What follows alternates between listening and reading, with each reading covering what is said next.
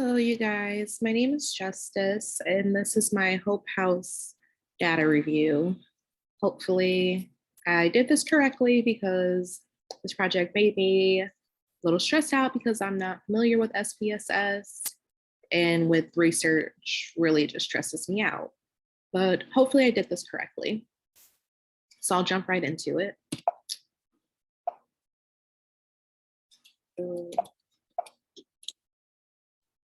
So this is the history of Hope House.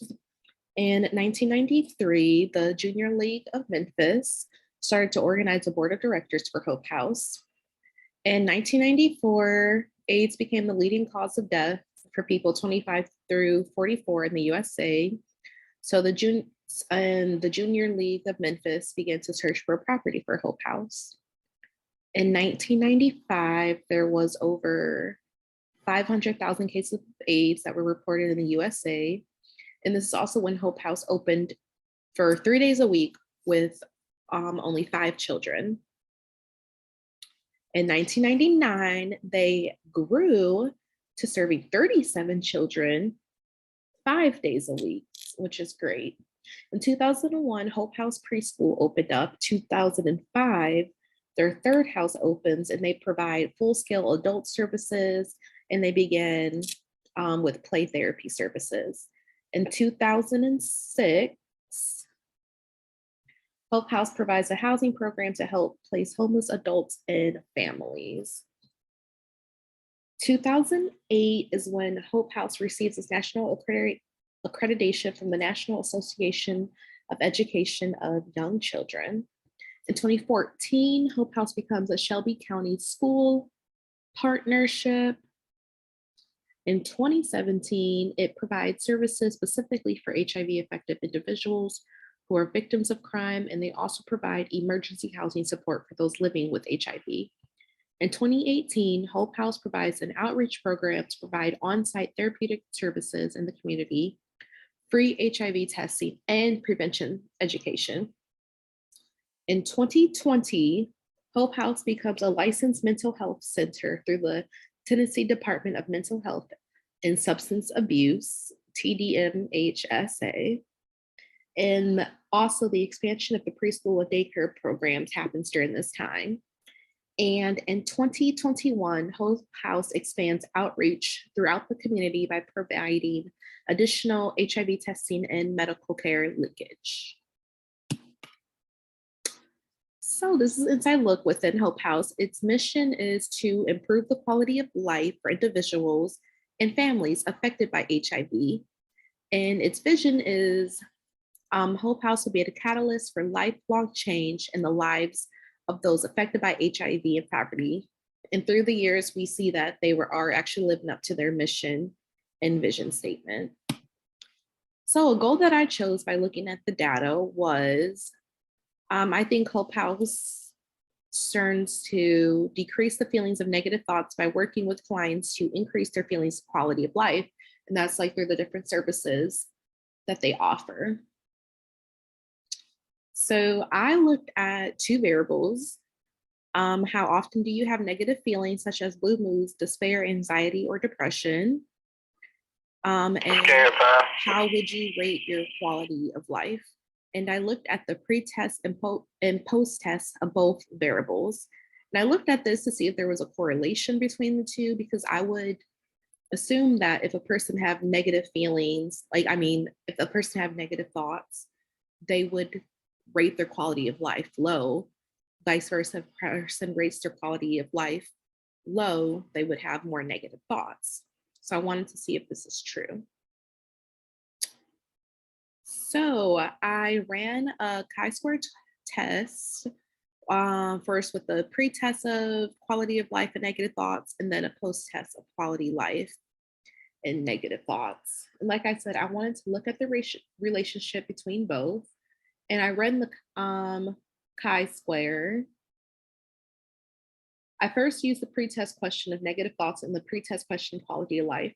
I used the chi-square test for this because both variables are an ordinate level of measurements, and I wanted to see the relationship with both. And I felt that if a person had negative thoughts, it would view the quality of life at lower rates than those who voiced that they had a minimum thought of negative thoughts. With the same goal in mind, I also wrote a chi-square test looking for both variables at the post-test question of negative thoughts and also the post-test question of quality of life. I did this because I wanted to see if there was a difference of how clients viewed themselves after partaking in services.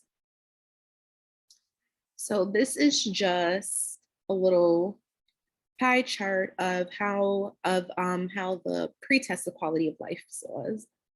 We see that a lot of people, 63.64%, viewed their quality of life as good.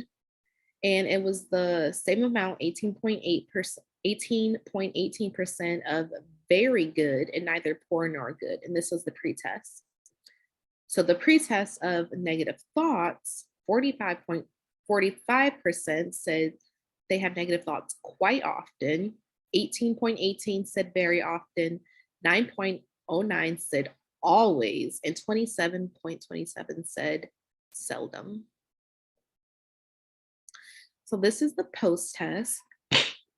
We see 63.64 said good, 9.09 said very good, 9.09 said poor, and 18.18 said neither poor or good. And looking back at it, the majority of people rated their quality of life as good in the pre-test. And in the post-test, majority of them still said good and also increased.